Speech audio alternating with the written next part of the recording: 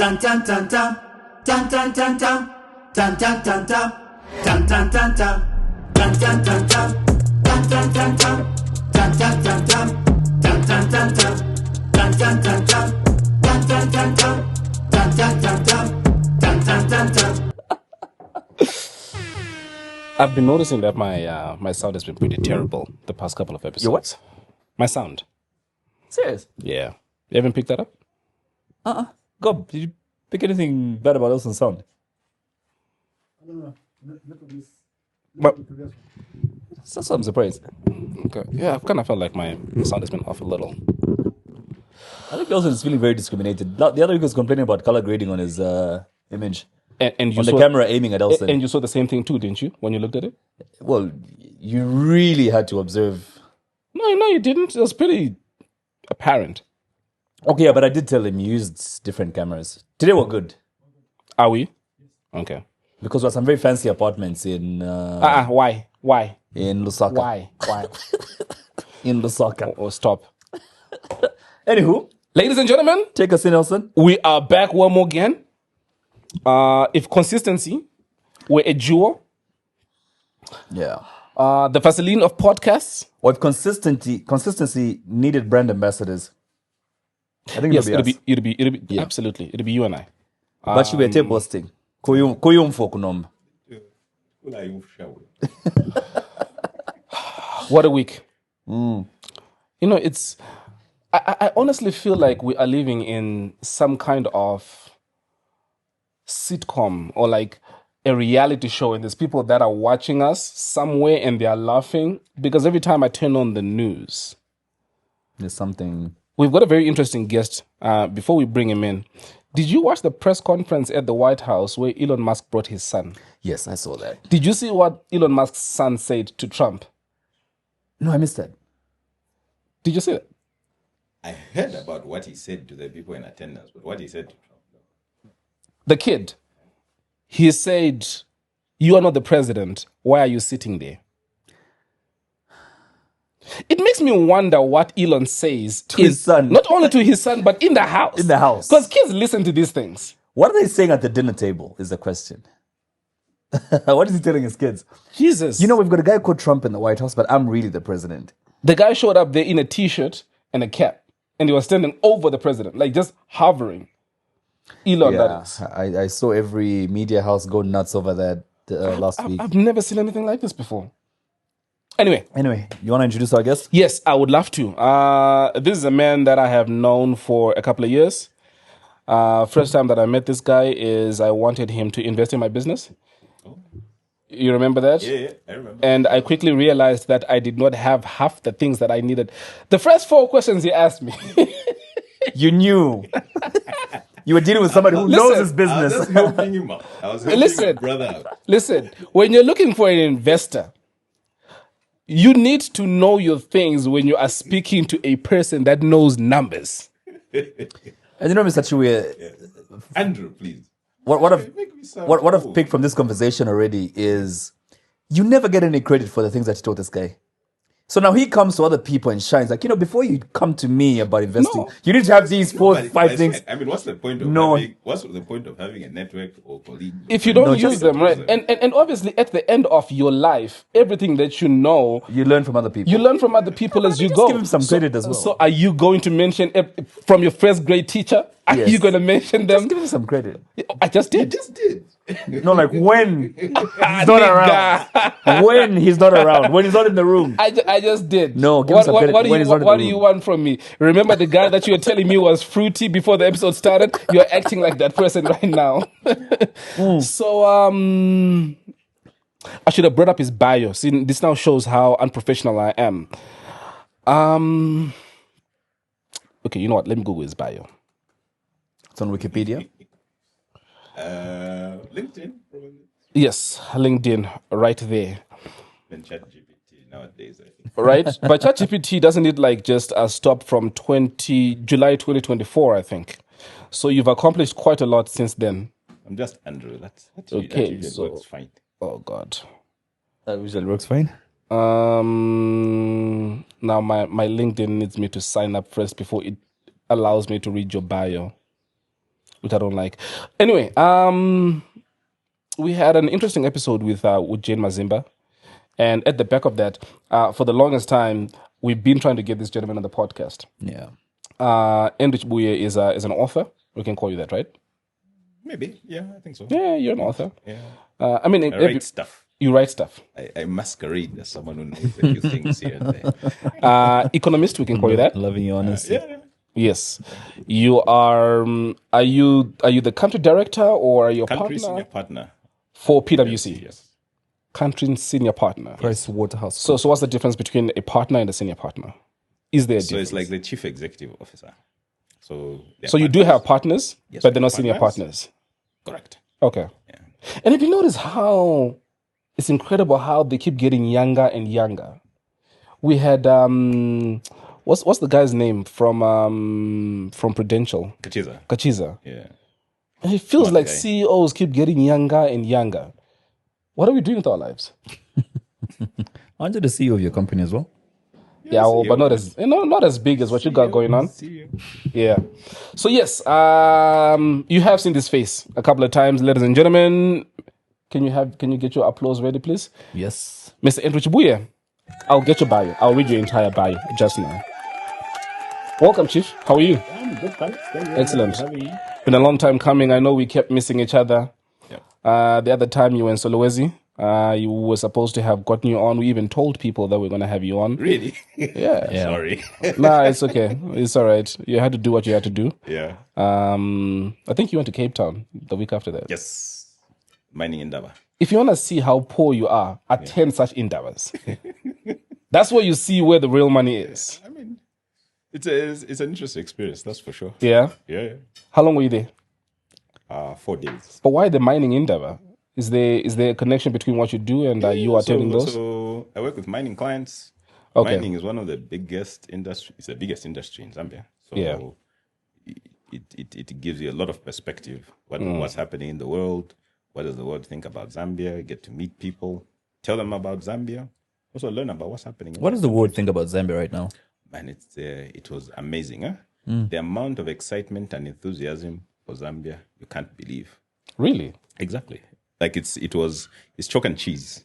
What you saw there in terms of just the vibe and excitement about especially mining opportunities in Zambia, it was palpable. Please don't let them know about Aunt Millie. About what? Oh, Aunt Millie. We need as don't know. many investors as we can. don't worry. I mean, she's also part of the family. So it was basically a lot of excitement about Zambia. Zambia's events were filled to capacity. Some cases not even standing room. So a lot of excitement about the prospects in Zambia. But what excites people mostly about Zambia? Is it, especially us climbing, is it up or down the ladder of the most or least corrupt countries in Africa? Does that help? Well, if you think about especially how mining works, Right. Mining is an industry that generally is immune to some extent to what's happening in economies and what's happening in politics and corruption and what sort of. I mean, you'll find mining companies, some of the most reputable, operating in some of the strangest and most difficult parts of the world, right? Right. That's fact, because the countries need them, they need the countries, and they sort of find a relationship that works. But your question, what's exciting about Zambia? Zambia is stable. Zambia's got a lot in the ground that's undiscovered as at now. So getting in early, I think, is something that a number are quite keen on. And it's also, if you think about what Zambia has and what the world's looking for, there's a very close match with the energy transition conversation. What do we have? There's, Go ahead. Speaking of mining, there's a documentary. I don't know if you've seen this. I think it's entitled "Why Poverty." Have you seen that I heard you speak documentary? about that. Sorry? I heard you speak about that before. Yes, there's a documentary on YouTube, and I think for those who haven't seen this documentary, it might piss off a lot of people when you watch how the guy starts a documentary by showing kids playing with torn shorts, playing in Osakile, Chamboli areas in Kitwe. And he talks about how what you're seeing right now. Yeah, now You remember that one, right? Yeah. For those who haven't, just put you up to speed real quick with my next question, connecting this to my next question. So he shows these kids playing in a compound, and he shows the poverty of people living next to a to mine. Mopani mines Yeah, in yeah, Kitwe. yeah. And then in the next shot, he takes you to Switzerland, a neighborhood called Ruschlikon, and he says, in this town, there are no poor people. People in this town don't pay taxes. People in this town actually don't have to work because they get paid by the local council. And all this is happening in this town because of that mine you just saw in Kitwe. You know what I mean? Yes, I do, and I wish I did not know what you meant. You see what I mean? Because that is infuriating. Exactly. Now, you're attending all these mining indabas, and you're seeing things that we are not privy to, Elson and I, and those watching this podcast right now. From the time the guy did that documentary, and now, have there been any changes in terms of, is there a trickle-down effect from what we're getting from the mines down to the person in Usakile in Chamboli? And will these things ever change? You see, mining is long-term. Right. So the trajectory of mining, you don't change over a night, you don't change over the course of a few days, over a few months, you change over years, right? And if you think about what you've just said, right? You've got a mining company that you want and need to operate profitably, right? Fact. For any investment to be viable, for them to continue to employ people, to operate, to continue to contribute to their environment, to contribute to their society, they have to be making money. If you're not making money, you can't do that. Right? Once you've made money, you need to also pay your fair share of taxes to the government. Agreed? Yeah. The government collects what they need to collect, and then it's the government's primary responsibility to then make sure that facilities, amenities, and care is provided for its citizens. The companies can do that, and they do that as part of their, whether it's corporate social responsibility or sustainability agenda, but the government's got a role to play, okay? Now, when you then break it down and say, okay, so where could there be a disconnect, right? Where could there be a disconnect in this particular situation? We're still running? Yeah. Okay. So where could there be a disconnect? The disconnect could be, one, the mining companies themselves, are they doing what they need to do? Two, is the government doing what it needs to do in terms of once it collects those resources, plowing them back into the communities that it needs to? And we already know on record that certain parts of the mining industry are not contributing as much as they should. If you look at some of the statistics, and what I do, I look at a lot of statistics. You constantly hear, even from the tax authority, about the number of mining companies that are non-compliant, all right? Whether it's filing returns, paying taxes, they've been operating for years, they've never made a profit. But that's not to say the mining industry is a problem, because at the same time, the biggest taxpayers are miners. Yes. The biggest contributors to exports are mining companies as well, etc., etc. So what you have is then this disconnect that there are problems or bad eggs in the industry that are not being adequately dealt with, so that the full benefit coming from that industry can cascade into the entire economy. But it's a very sensitive industry, this one, which evokes because it runs the economy, a lot of emotion, and that's what it is. And how much of, speaking of that, how much of the not only illegal mining, but, cadres used to just go in and grab whatever they wanted to, how much of that type of activity drains the economy or actually affects the economy? It's significant, because there's a lot which is not accounted for in the grand scheme of things. Do you think more than what is actually accounted for? Maybe not more. I mean, I don't have anything to back it up. Of course, yeah. And also, or let me put it this way, it's unlikely, right? And we can reason, because for you to mine at scale and mine properly, you need to invest quite a lot of money. It's an expensive venture. So because it's an expensive venture, not everyone is going to do it. So guys may run down an old stockpile or an old waste dump or things like that. And the reason is, when in previous years when copper used to be mined, the technology was such that, well, what you'd get out of the ground was very high grade. So you'd throw away what you deem waste, which had much lower grade, but it wasn't economical to process it. Today you have the technology, it's cost effective, and because of where the prices are, even those what were waste dumps are now valuable, right? Now, what you're going to get out of them versus if you went and built a mine properly and extracted properly, and it's probably not the same. But notwithstanding, you are losing something. So the way I think about it is the 80-20 principle. So you're well-established players, very organized, highly invested in terms of what they have, probably do 80%, and that's what it is. But you are losing out on the other bit. But what you are losing out on is still a big number. I think just in addition to the same question I asked about, Switzerland, Kitwe story, are we? What would it take for us to get to, as a country, to a comfortable level where there's no poverty?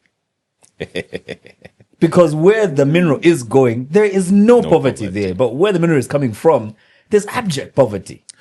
I've thought about this one. I think about this one, and I've thought about it long and hard. So the question really is, first and foremost, whose responsibility is it, or who is the entity, or which parties are meant to actually drive the economy? Right. If you talk in Zambia, a lot of the sentiment you get is that it's a lot to do with the government. Okay? Like, that's just how it is, right? The government, whatever, right? The reality of the situation is that we'll never grow this economy, grow jobs sustainably, if the private sector is not leading that charge.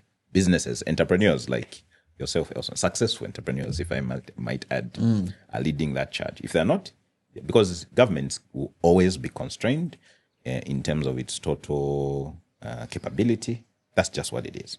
Then when you then say, all right, what is it that needs to happen so that that process can be enabled, so that, Kalenga, if you're doing a business, it's easy. You can access money easily. You can employ easily.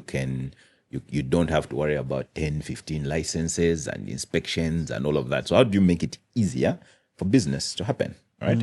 So then you realize that actually government is important because they drive policy and direction, and depending on what the priorities are, the policy and direction sort of creates the wind that's blowing in that direction. But then you need the private sector to line up their sails to take advantage of the wind blowing in that particular direction. If I can use that analogy, right?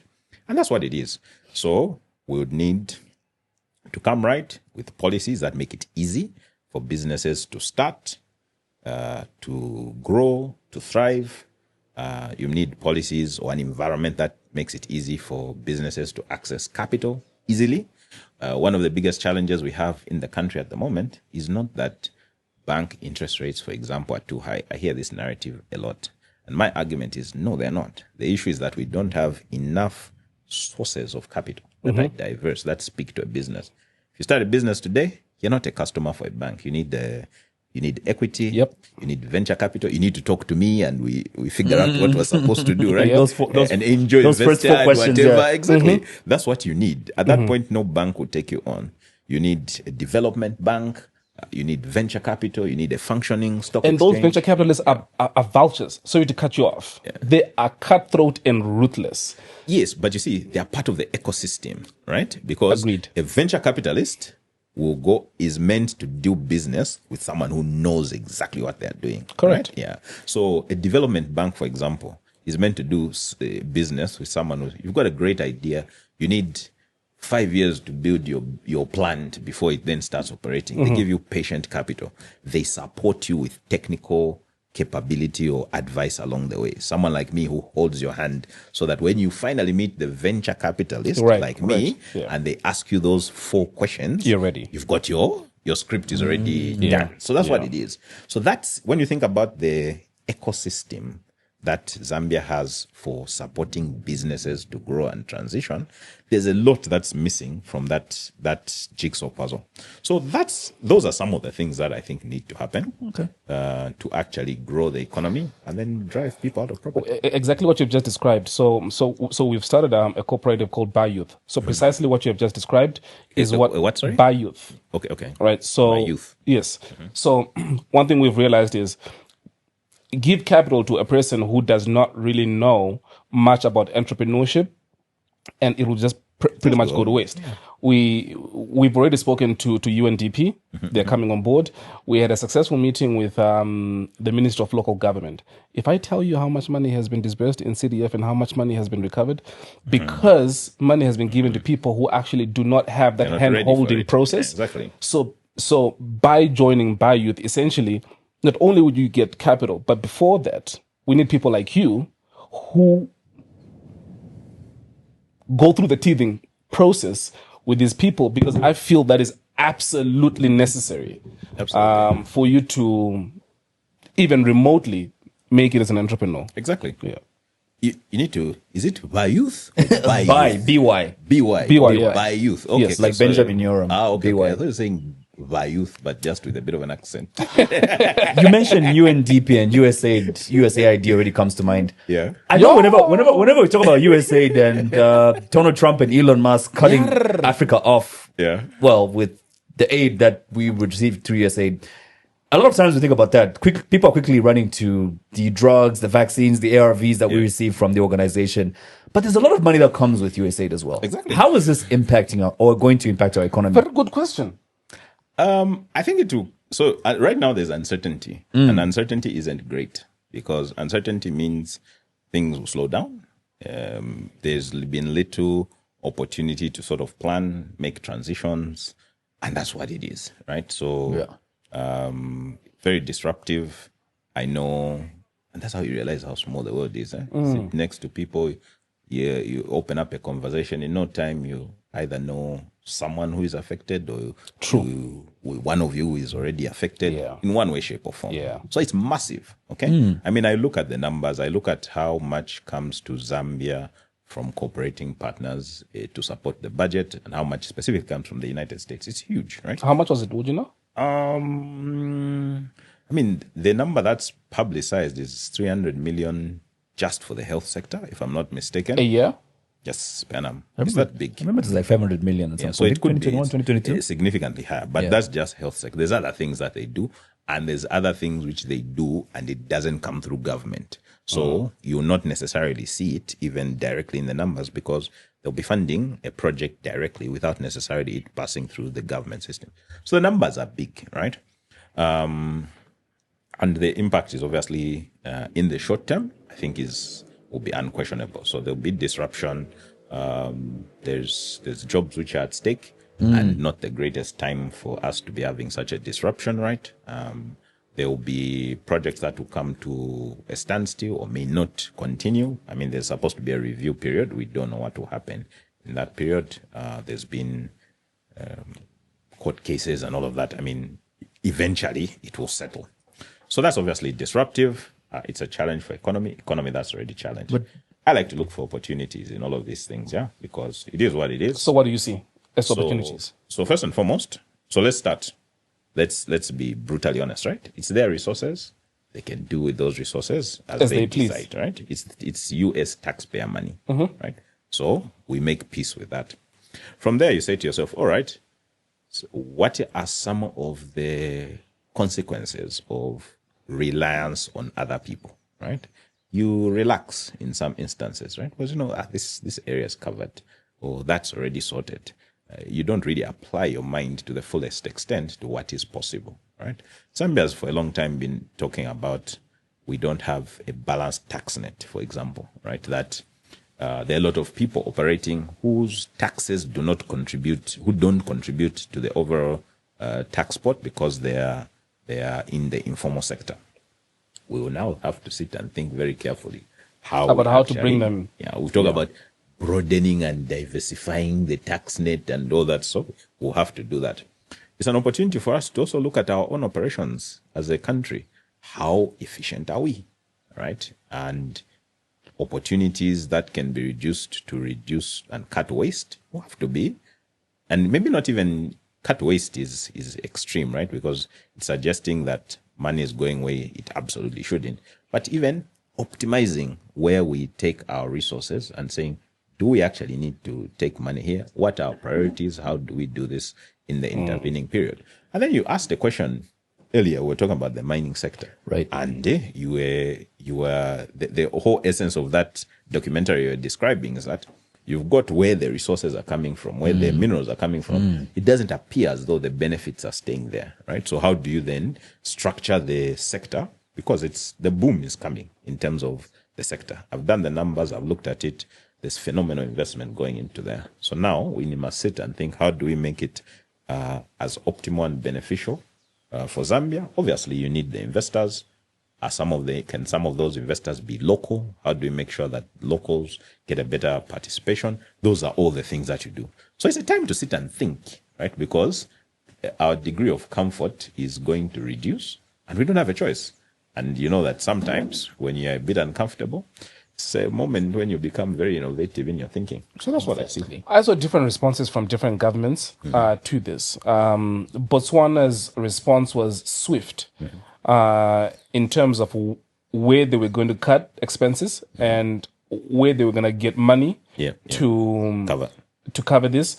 South Africa was the same thing. I think the only aid that was going to SA was through PEPFAR, and that must have been like only 14% of what they were receiving from the US government. So it was very, very small. I've not really, unless I missed it, in Zambia, seen a swift response in terms of this is what we're going to do. We're going to take money from A, B, C, and D, and we're going to start buying ARVs, or we're going to plug this hole. Yeah. I think what I saw, and I think I'm very confident about this, is some initial assurance that for the next, whether it's 5 or 6 months, we are comfortable, right, in terms of what's there. That's obviously dealing with just that specific aspect.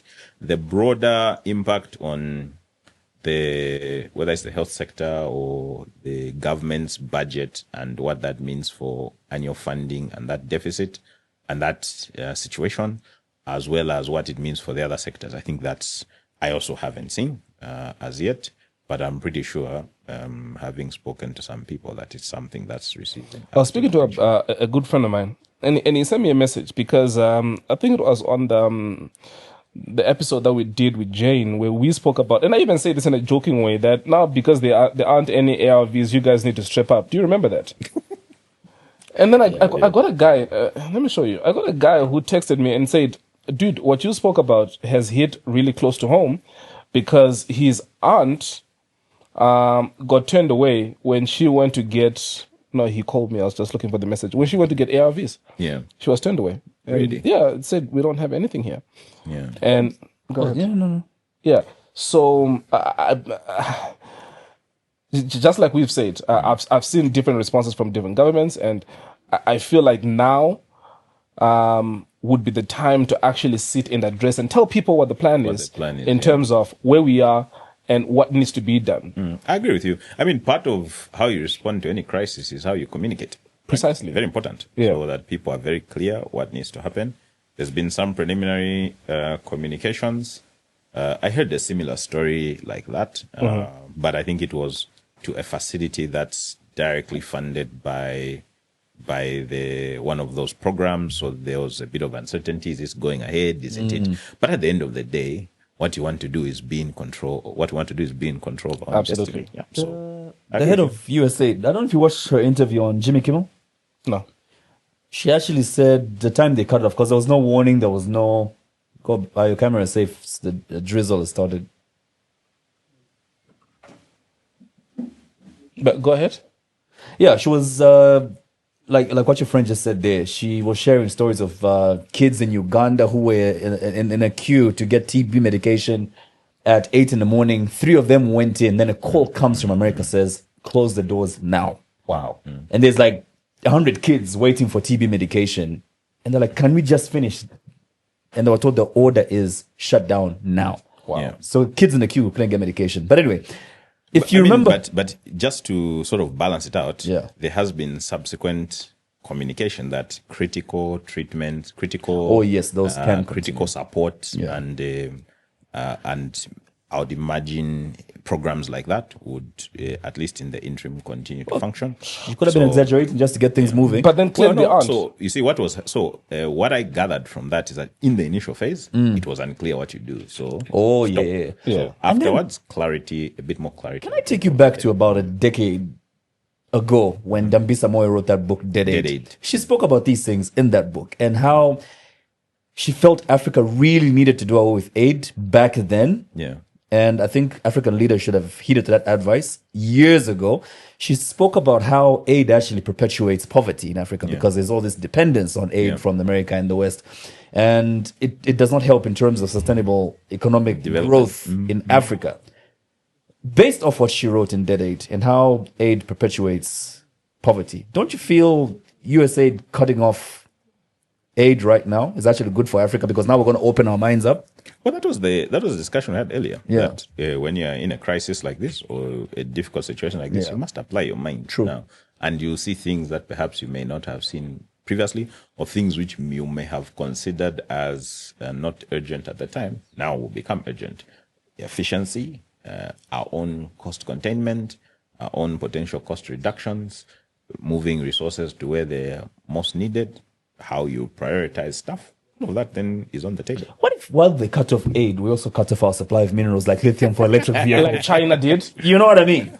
Can't we do that as well? But it's We've aid. got the power. It's aid. It's for free. No, all I'm saying is, look, I think it's time that you're Africa sending also showed its power. Why are you getting pissed off at for free someone? stuff? They're taxpayer money. No. Okay, No, I think but- my point is more on why don't we ever realize our potential, our strength as Africa with all that we have? Yeah, and that was, remember, so that is clear. So what do we have and how do we optimize it? Has to be part of the discussion. Yeah. So if we have resources that are Gob. vast and they're required, how do we then structure them, or how do Gob. we actually... Gob. We could hear what Thank you're you. watching. Please don't watch porn as we should. So if you have got the resources already, how do you get the most of them so that you are better able to support yourself? Anyway, you spoke about that earlier. Can we talk about the new notes now? No, before. No? Before? Yeah. Just to close off on this USAID thing. Yeah. And secondly, are these buildings still being rented? I feel bad for this. Are they still paying rent? I don't know. These And what buildings- happens to all those Land Cruisers, bro? Bruh, I saw, was it Malawi that bought like that? Anyway, my theory and the little research that I did is, and this is not really like well documented as to why USAID was formed, because a lot of the countries that US would go to destabilize for their own selfish interests, they would need as many allies as possible. I'll give you an example. If you noticed what Trump said in terms of him trying to take over Gaza, right? And I don't know. wait, hold on, just hear me out. Hear me out. Like, my theory could be flawed. Yeah. Trump says he wants to take over Gaza and build it up, put fantastic buildings and whatnot, and was asked what happens to the people that are actually staying in Gaza right now, and he said we would relocate them. He went a step further and said we could take them to Jordan, and Jordan will most likely agree because we've given them billions and billions of dollars. Which leads me to my theory. Because America needs as many allies as possible, if they need to set up whatever they need to set up, they started creating this agency that would give aid and development to a lot of countries, so that when they need the favor, they are able to swoop in because of that. So if you studied how politics and geopolitics work, right? Part of politics generally is how do you dissipate influence, right? How do you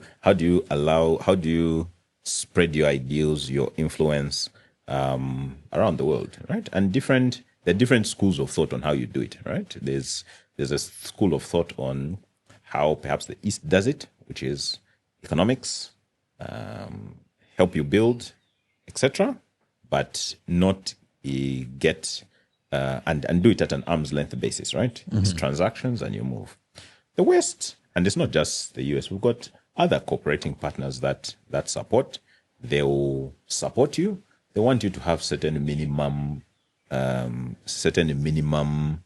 whether it's rules, regulations, how you operate, freedom of expression, etc., good governance, to try and help in terms of uplifting.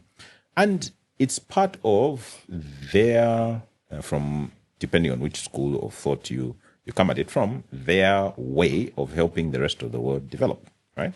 So you're right. In a lot of instances, it's not unusual for whether it's aid or support to have what is the ultimate intention or agendas. How do you actually put it all together? But the reality of the situation is that Zambia has been getting support, a lot of support, much needed, especially in a very difficult time.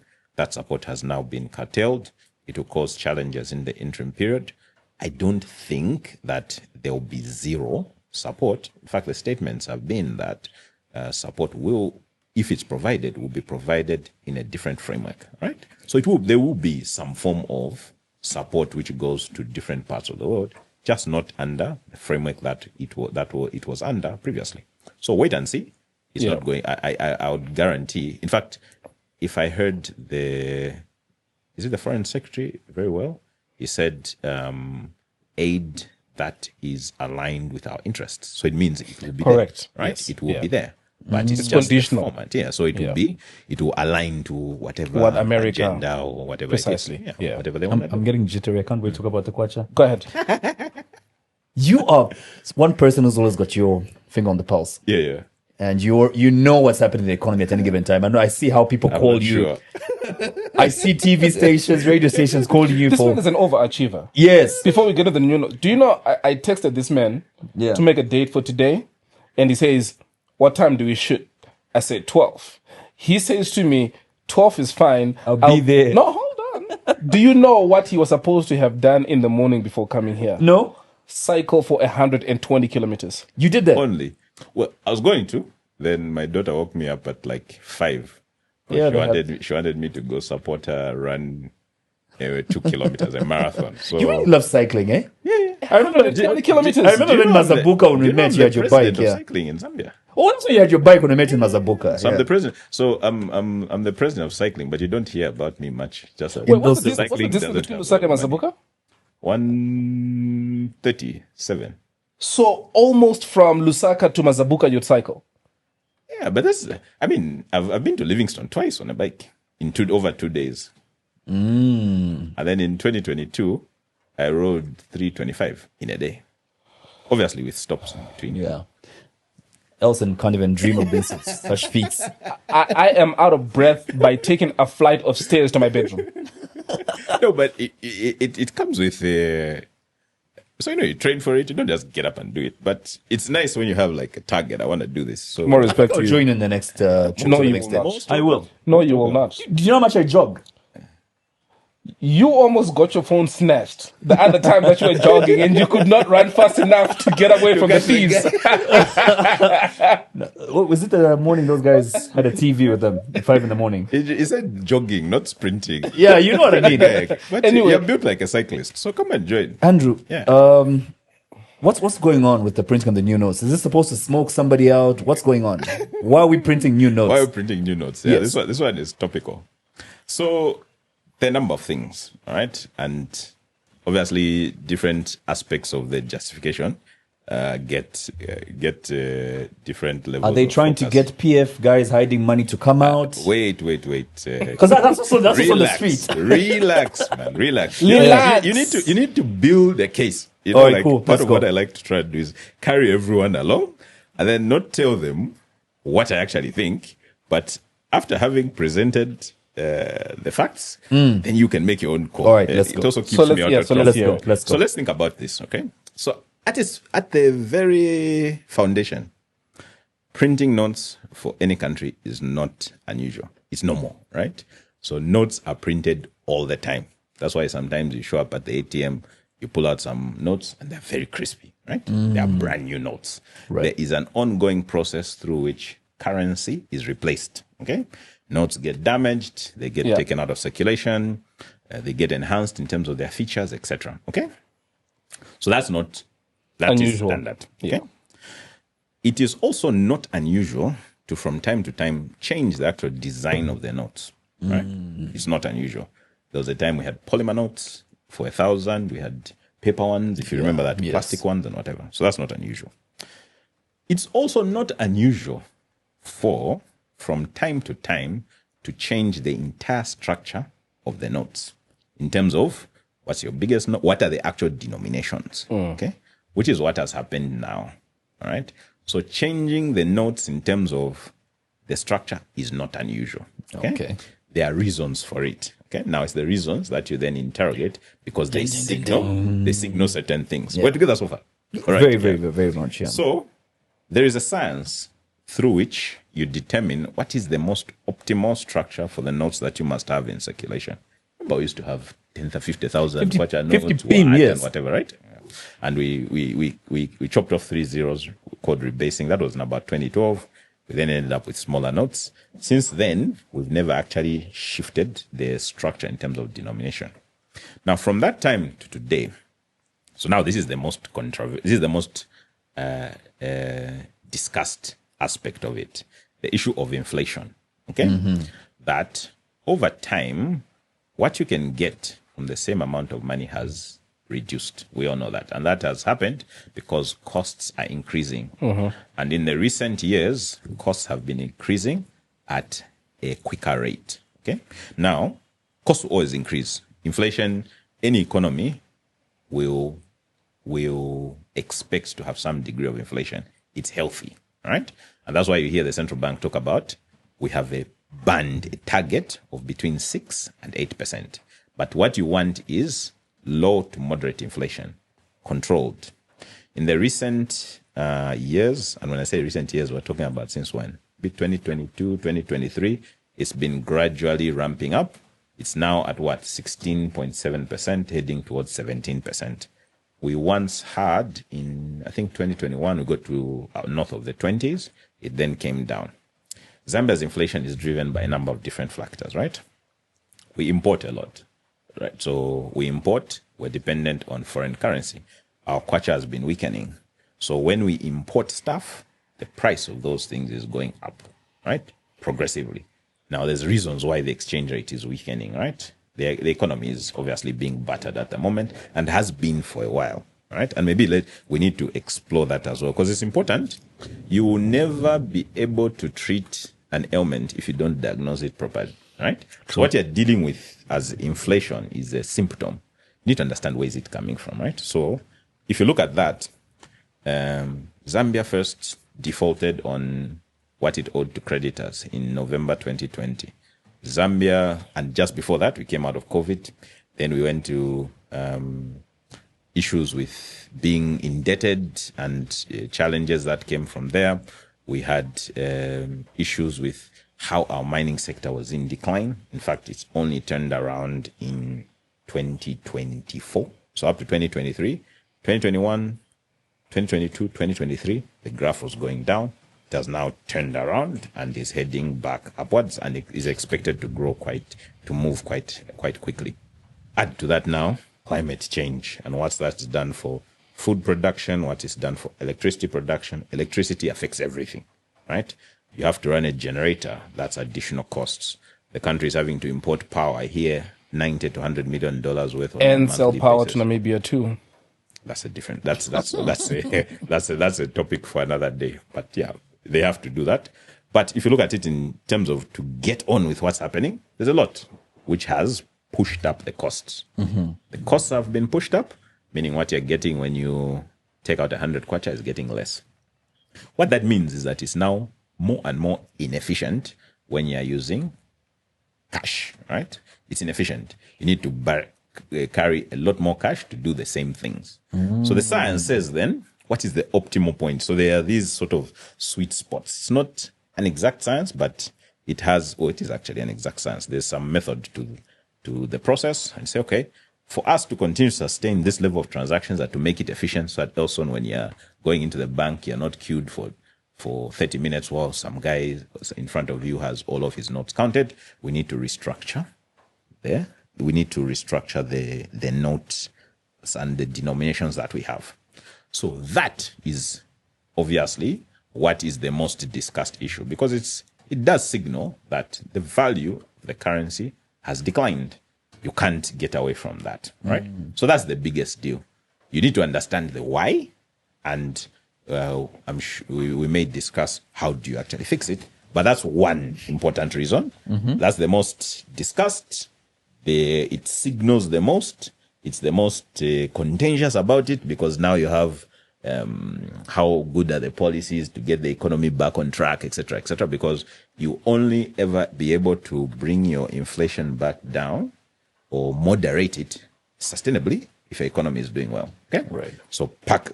That's one, and that's the heaviest, if we can put it that. If we're putting stuff on a scale. The next thing is, look, over time, the technology for note printing changes, right?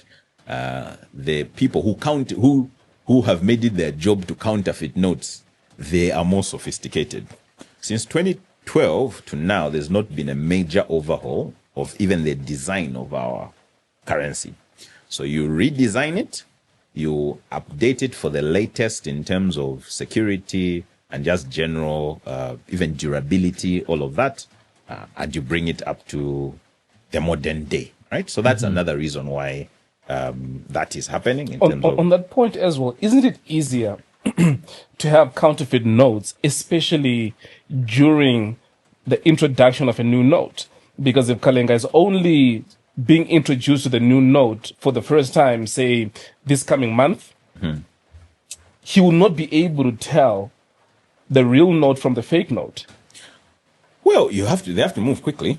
Like if you are doing the counterfeiting. Yeah, that's my because point. If you listened to the description of what's been loaded in the note to make it more secure, it's not basic, right? I hear you, but how many people do you think when they receive that they are going to go through every single one of the security features? Not really, but you'll be able to tell, right?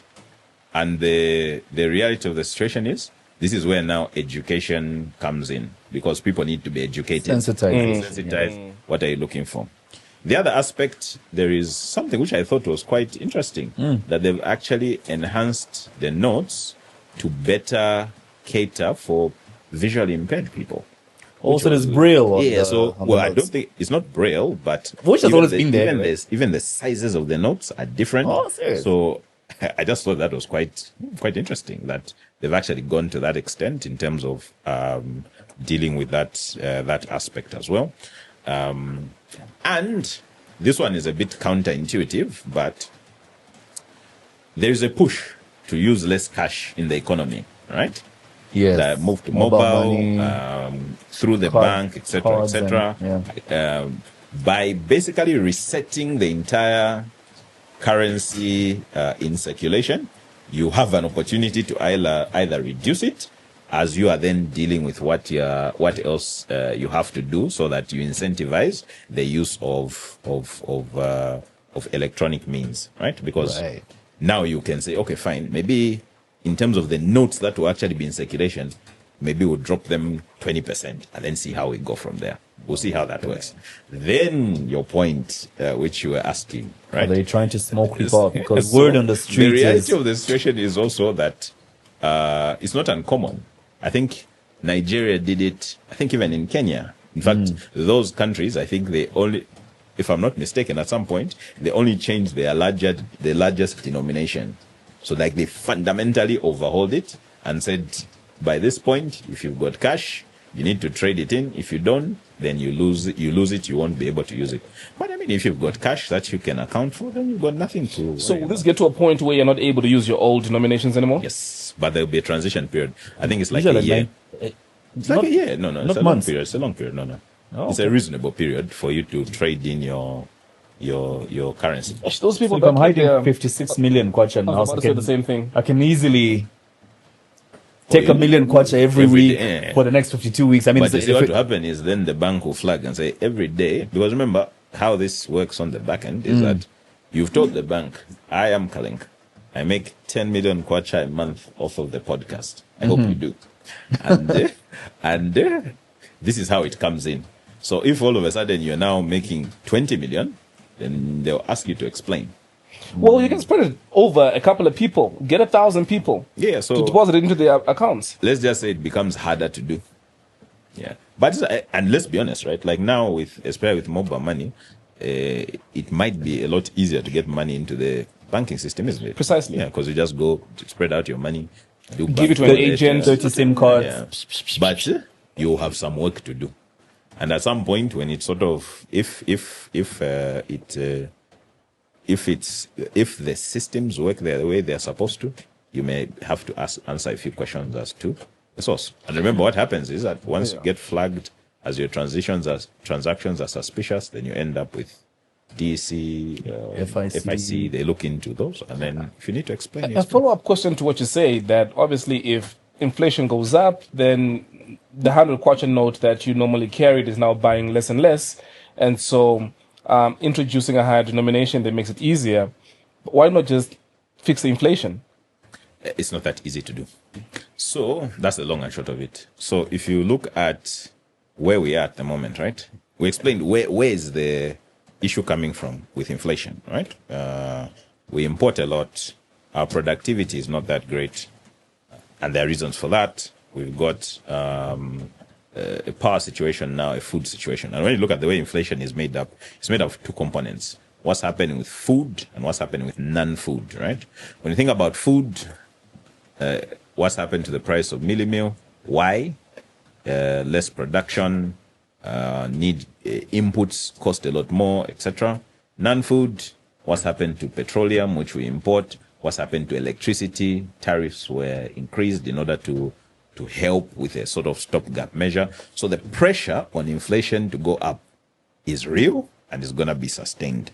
How do you counterbalance that pressure, right? So how do you put downward pressure on inflation? What is most discussed is, which is short term, is what the Bank of Zambia does, right? Which is your monetary policy rate adjustments. Now, in essence, what the Bank of Zambia is trying to do is that if prices are rising, this is the theory, if prices are rising at a very significant rate, or inflation is going up, one way you can slow that down is to have people in a situation where they've got less money available. Because if you've got less money, you're not able to spend it at the same rate. Okay? It's not great, but that's in essence what some monetary policy actions are meant to achieve, right? So when you're raising interest rates, what are you saying? You're saying that if you've got a loan, you spend a bit more on interest, you have less disposable income, meaning you won't buy as much as you did, meaning inflation should slow down, right? And there have been other measures which are basically aimed at reducing the purchasing power in order to slow down inflation. Now, you have to understand that inflation is considered one of the greatest enemies to the economy, because when it runs away, there's a case in point of a neighboring country of ours who is in hyperinflation, and what that does, right? Zimbabwe? So, yes. Okay. And what that does. I'm a diplomat, so... You don't want to mention names. But it's okay. It's an open secret, right? Yeah. And other hyperinflationary economies. Now, the challenge that you have is that is not ideal, right? For me to control your lifestyle, Elson, through policies that I pass, assuming I'm the Bank of Zambia, it's not great. You want to be able to live your life. Make as much money as you want, spend it how you want, right? Right. And not have the pressure of, now because my loan payments have gone up or because the central bank has reduced the amount of liquidity in the market, I am constrained. That is what if you sort of distill it to what it is. Yeah. Now, how do you fix that problem? You can only fix this problem in earnest. Because remember where the inflation is coming from in the first place. It's coming from the fact that you're importing more than you're exporting, so your exchange rate is weak. It's coming from the pressure that you have because of all of what's happening with costs going up. Well, fixing those is not a short-term thing. Yeah. And then add to that, you said Zambia is a bit like a sitcom. If you think about the dramas that have been there in the economy from one season to another, it's like from one horror movie to another to another. It's like there are sequels from COVID, debt restructuring coming soon to a screen near you. Then you have climate change. Then you have what's happening with geopolitics. Now we've got Donald Trump, right? All these factors, put them in a melting pot and stir it together. What do you get in terms of how easy is it to actually get the economy back on track? Okay? Good point. So now, when you think about it, and I like to sort of use this analogy, right? What the Bank of Zambia is doing in terms of adjusting monetary policy, it's like assuming you're unwell, Kaleng, not that you are, that you claim to be fit. So perhaps we'll see when you come cycling. Yeah. So assuming you're unwell, you've got a headache, you go to the hospital. They give you a Panadol, all right? Or paracetamol, I think that's the right term. They give you a painkiller, all right? What are they doing? They're helping suppress the symptom. They're not treating the problem, okay? But in the meantime, the symptoms are being suppressed. You may even be able to carry on with your life as normal, but there's still a problem, okay? Then comes the second line of treatment, which is, to a large extent, what happens in the economy is influenced by government, right? So government needs to be disciplined. You talk about fiscal discipline. Government needs to spend only what it has. If it borrows too much, like was the case previously, we all end up in a mess, right? Whether you like it or not, you end up in trouble. If your government has defaulted, you have a problem, okay? So the government needs to do its part to make sure it's fiscally disciplined. It needs to do its part to make sure that it's not borrowing excessively, that its policies are aligning with are supporting economic growth, okay? That Kalenga is tantamount to, now you've been referred to the specialist. They do some laparoscopic surgery to try and fix the problem, right, from the outside without having to open you up, right? So let's try and deal with these issues, right?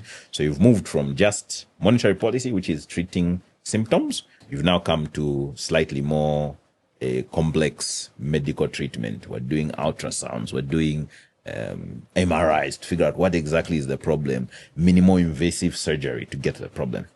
Beyond that now is the economy needs to start working. That's now open heart surgery. Okay? We're going in, we're saying, actually, there's a tumor here. This thing needs to come out, or it doesn't matter what's happening with the first line of treatment and the second one. This guy is going to be dead soon, right? So let's take the problem out. Let's do the open heart surgery, open up your skull, take out whatever the problem is. Maybe a bit graphic, but you get the picture, right? That is how you deal with inflation. So where are we? So we are in between 1 and 2, all right?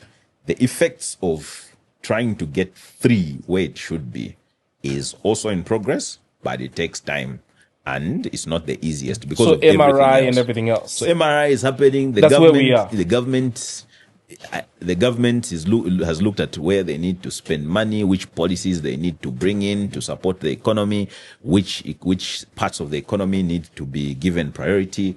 We are doing things like supporting the most vulnerable in society. You've heard of social cash transfers, cash for work, enhanced social cash transfer, food to the most vulnerable, all that stuff to support people in this difficult period, right? All of that is the second line of treatment, right?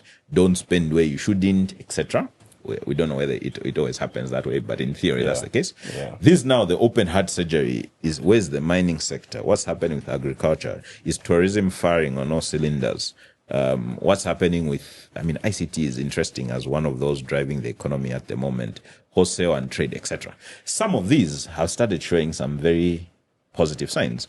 If you heard the briefing by the Honorable Minister of Tourism this week, said arrivals are like 2 million arrivals. The problem is that, well, not the problem. It's a positive trajectory, but the tourism sector in terms of its contribution to the economy is still relatively small, but it's exploding, right? So that's fantastic. The amount of investment going into mining is unprecedented. It's never been at these levels. You can take my word for it, right? It's not been at these levels for many years, maybe even decades, right? But mines is not you plant today, you reap tomorrow. It will take some time before you start to reap the benefits.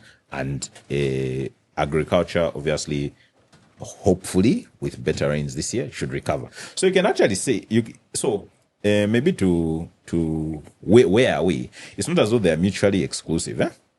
Because in my analogy, it might seem as though you only get to level 2 after you've dealt with 1. There's things happening in each phase, which then, when put together, will hopefully help Zambia get out of the mud that it's in. When you do that, then you moderate inflation. Quick question. So again, still on money. What is the smallest coin in circulation right now? I don't even know. Stone Kwacha, right? No. You've got Ingwe's. What in ways? 15 Ngwe? Oh, yeah, 15 way. Yeah, the bronze one. Yeah. How much does it cost to make a 15 way? I'm pretty sure, I'm not sure. it costs more than 15 way. 15 to make a 15 way coin. Yeah. So you're talking about the cost of making the actual currency. Yeah. But don't you think that that is cost that we could save? So, like I said, printing and replacing money is. I've studied the central bank's financial statements. They do it on an ongoing basis, right? It's part of what they do. So obviously, a phase like this where you are completely revamping the entire structure is more expensive than what they would ordinarily. You then weigh that against what's the expected efficiency that a new currency structure is expected to create in the economy. You weigh it against if there's money that hasn't been earned genuinely. What does that mean in terms of flushing it out of the system and the other benefits that we described earlier? So it's costly, yes. I think the governor was asked during the monetary policy committee briefing that he held what the cost is of this exercise, and he said that will be disclosed at a certain point, obviously with information. But you're right. It can be. No, I mean just moving forward in general. Huh? $1 is how much today? 28? 28 kwacha. Yeah. So making one coin costs about 10 kwacha. How do you know? I'm just trying to convert with what, because I was looking at the list of what it costs to print dollars. So they put up a list of the notes, then the coins cost them about, no, it's actually less, not 10 kwacha, so that's too much. About 34 cents, which could be about 8 to 10 kwacha. So here's the thing now. To make one coin. Yeah, but here's the thing, right? Yeah. That we need to get our heads around. You print a 5 kwacha coin once, right? And say, for example, it costs you, let's say for argument's sake, 10 kwacha to print a 5 kwacha coin. Right. Would you say that's expensive or it's cheap? The value of the actual coin. It's 15 Ngwe, but it takes now listen to this. 8 kwacha to make it. Okay, so let's play with 5 kwacha, because 5 kwacha is going to become a coin now. So 5 kwacha, you print, let's assume you print it at 10 kwacha. Okay. Is that expensive or? I'm sure you're talking about how much it's going to make when it gets into circulation. Goes around, exactly. So it's nothing compared to the value of what you made it for. So you give him 5 kwacha, you've created 5 kwacha, right? He'll give it to me, the same kwacha has now created 10 kwacha. True. I'll pass it on, it will create 15. But in a year, how many of those are we going to make? Because then that cost obviously compounds. So we're not just looking at it as just one coin, but then if it's gonna cost 10 kwacha to make, and we're gonna create, I don't know, how many times 10 million to go of around? those, right? How much of that in a year are we printing? Yeah, so there's like I said, there's a science to it, and if you I haven't read the Bank of Zambia's financial statements in over a year, but it's actually there's some interesting disclosures that I put there, which show you they even follow. There's what's called the velocity of money. So how quickly and how much does the money move around? Because every time it's moving, it's creating value. So there's a science to it, and that's a consideration when it comes to looking at the overall costs that are there. But you're right. It obviously has to be cost effective. You can't take that away. And that's a question which has been put out. I'm sure those who are better placed to answer it will do so. There's a guy, a Zambian guy that was, so I had to type out some of the question, that was poised as a nominee for the African Development Bank president. Yeah. Dr. Samuel Maimbo. What are your thoughts on him? Then Excellent. Yeah. He's very well accomplished. He's currently vice president in the World Bank. I think he looks at budgets. He's held different portfolios in the World Bank. So probably one of our most distinguished nationals in a multilateral organization. You don't get to those levels if you're not highly competent. You're almost there. No. How much of that do you think will help Zambia if he actually gets the post? So the post is an Africa post. Okay, it's an Africa post.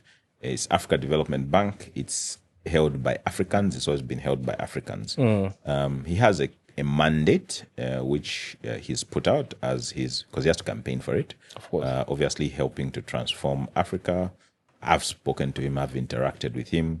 He seems to have a very clear picture of what the challenges are for Africa and Zambia specific. And the challenges are not too dissimilar across the continent, but obviously the responses need to be calibrated accordingly. And I know for a fact that, you know, that today the World Bank is one of Zambia's biggest supporters. It doesn't get as much airtime as it should, but it is. It's a huge supporter of Zambia's ongoing programs, budgets, etc.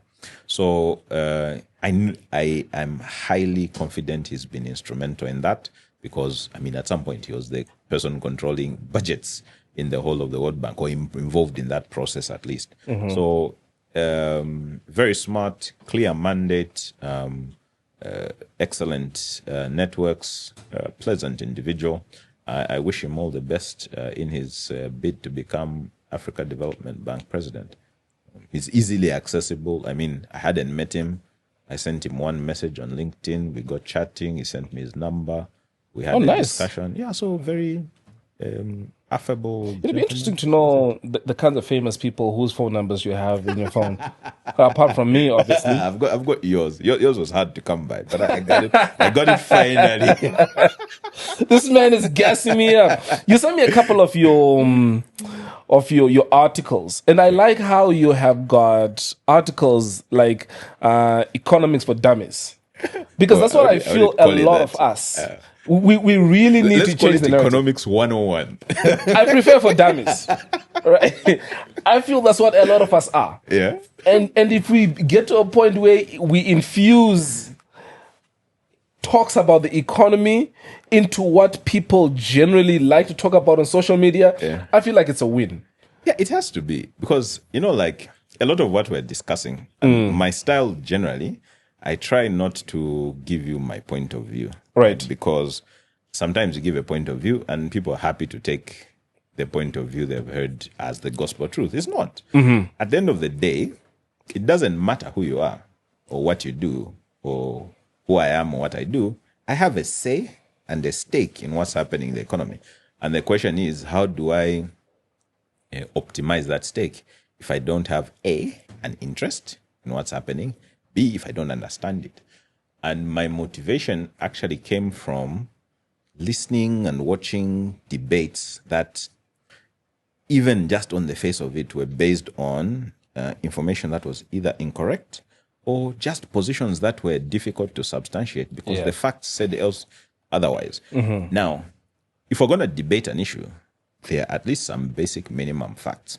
That we so need when to I write what I write, and now we've started doing stuff like comics and things like that, in trying to make things easier.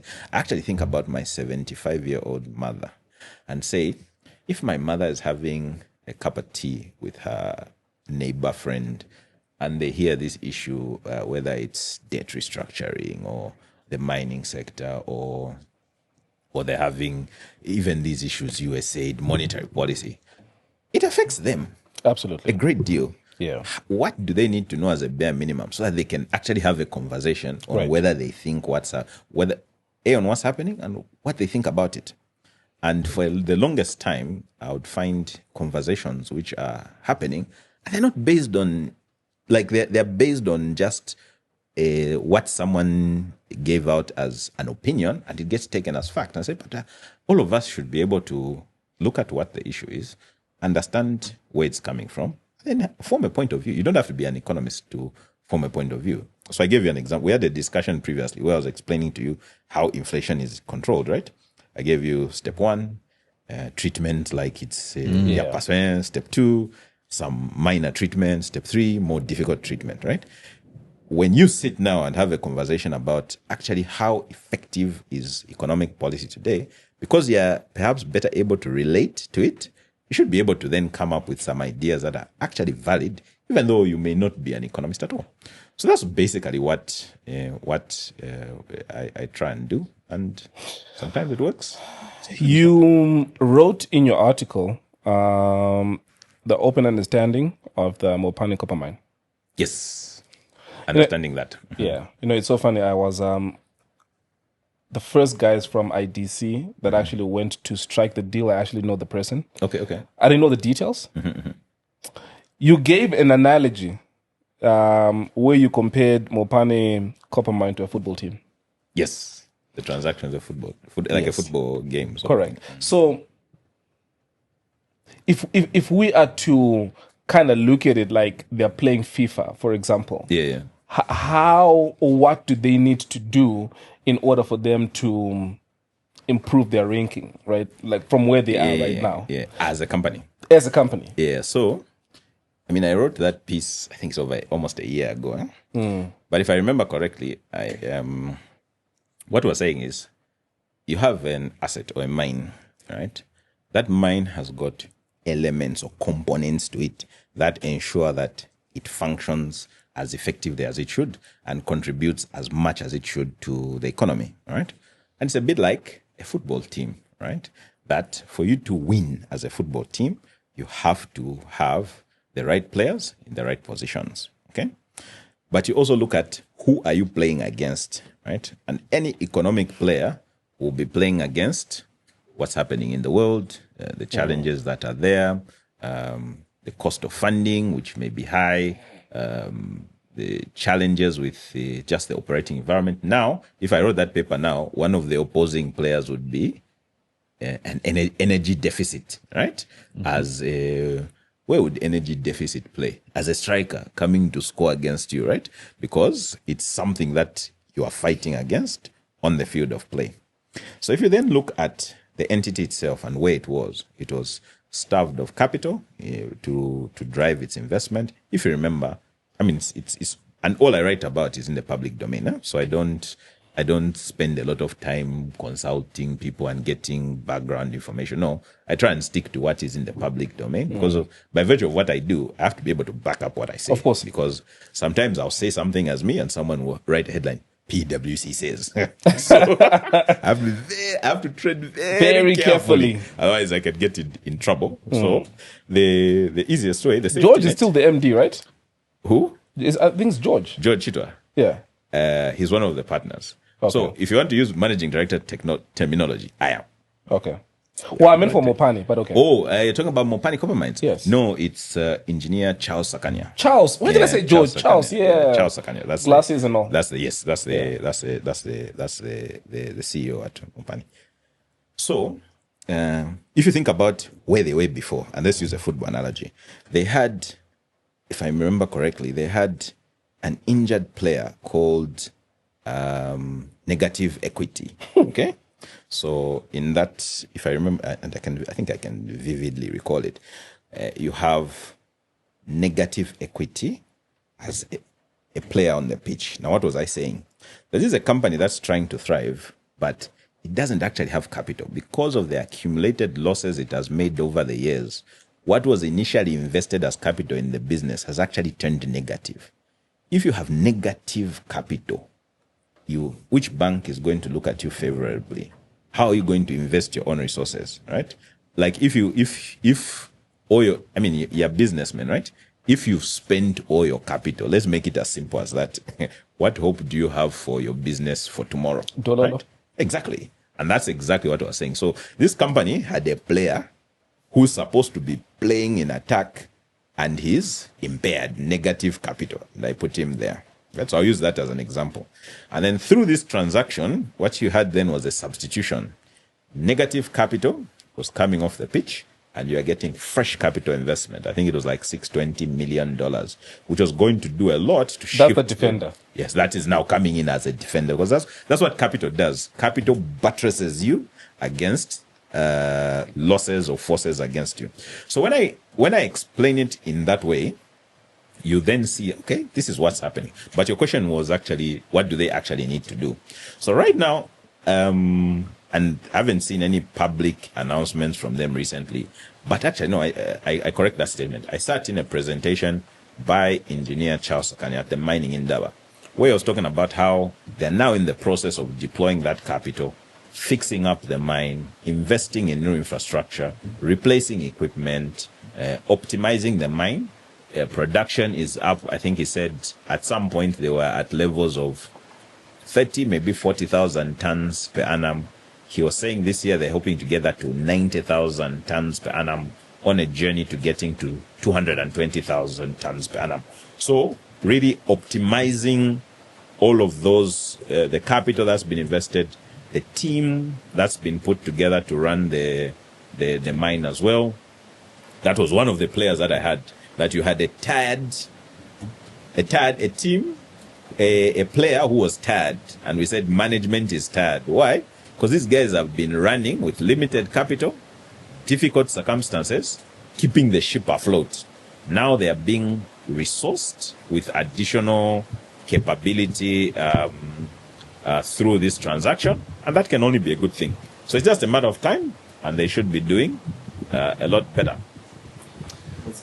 Yep, I was about to say the same thing. And I've got guys who need to connect the generator, or as Zambians say, genset. Yeah. There's a lot more that I still wanted to get into. Perhaps we might need to do a part 2. No problem. How long were we running? Just an hour 20. Yeah, I think we might need to do a part 2 because there's a lot more, especially from the articles that you wrote. And the post on Facebook. Which one? No, you've got an interesting post that you put up on Facebook. Yeah, I'll do that for us to do a part 2. Professional commentary on what's happening with the economy. Yeah. People live, like you said, people live and hang on those words when you post those things about the economy. Yeah. But actually, for me, I'm a professional, right? Right. And part of my responsibility, part of my contribution to society is actually to help people understand, right? That you understand and you're empowered to have a discussion or provide ideas that align with what we're saying. For me, I would have done my... Yeah, I know you're doing a lot for your country, because I know after national budgets, everybody rushes to your page. Right. We don't understand this, we understand that. Because of the way he explains exactly, it, right? Yeah. He breaks it down for college dropouts to understand. You know what I mean? So did you understand? Yeah. Because he's a college dropout. So if he understood, if I understand the economy now based off your post, can you imagine how many other people did? You know what I mean? We all must.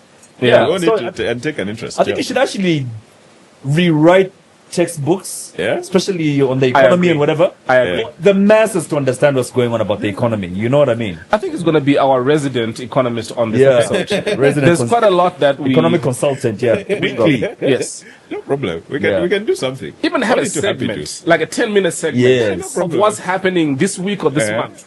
Yeah. That's a dope idea, right? Right now, everybody just feels, especially about the printing of the new notes, everybody just feels this is an attack on former PF guys who are hiding money. Can you imagine the But poor... then, the way you're broken it down, we've now understood what's really going on. Can you imagine the poor guy who gets onto a bus and pays and forgets his change? 500 kwacha. It's like 7 kwacha, right, for a ride, and then you forget your change. You're 493 kwacha. Your wife will murder you. There'll be a funeral at home.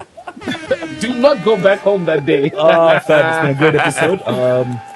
Yeah, this was incredible. Mr. Andrew Chibuye, what are you, an economist, an accountant? I trained I'm a chartered accountant by training. Okay. But I did a master's degree just in business administration afterwards. Right. And then I just took an interest in so it was really just, like when I read something but I know this is not right. based on, it's not based on the facts. And then I sort of picked it up from there. Then it sort of developed a life of its own from there.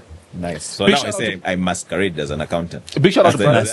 As an economist. Big shout out to brothers. They've been a sponsor for a year. Oh, wow. Imagine that. Thank you very much. You guys are great stuff. They are. I'll send you a lovely hamper. Yeah. Let me know where you're going to be later on today. Sure. No, thank you. Thank you. I mean, without sponsors like them, people like you would not notice us. Well. He was about to agree. He like putting words in people's mouths. Also. Yeah. Let's just say they're helping with the mission that you guys are currently Exactly, on. And as you have exactly. grown progressively, they too have noticed your good work, and now you're doing A bigger politician, things. sir, is what you're supposed to be. I feel you're stifling your growth as a chartered accountant. You need to be a politician. Do you have any interest? Elson, my current role allows me to contribute broadly to national Sir, issues. do you and, have any interest in getting... I'm quite comfortable with you. All of this to say no. No! I've learned, I don't know, journalists, I've learned like... What's a good thing? Neither him or myself are journalists. Journalists will ask you a question like, no. This I can't answer. I've even learned the art of Deflecting. take the question, not even deflecting, rephrase it and answer my own question, and I can't figure it out. Now, thank you so much, Thanks a Andrew. lot, Chief. Yeah. We'll give you a shout again. We need to have a part 2. No problem. A lot to get into. Yeah. Virgin.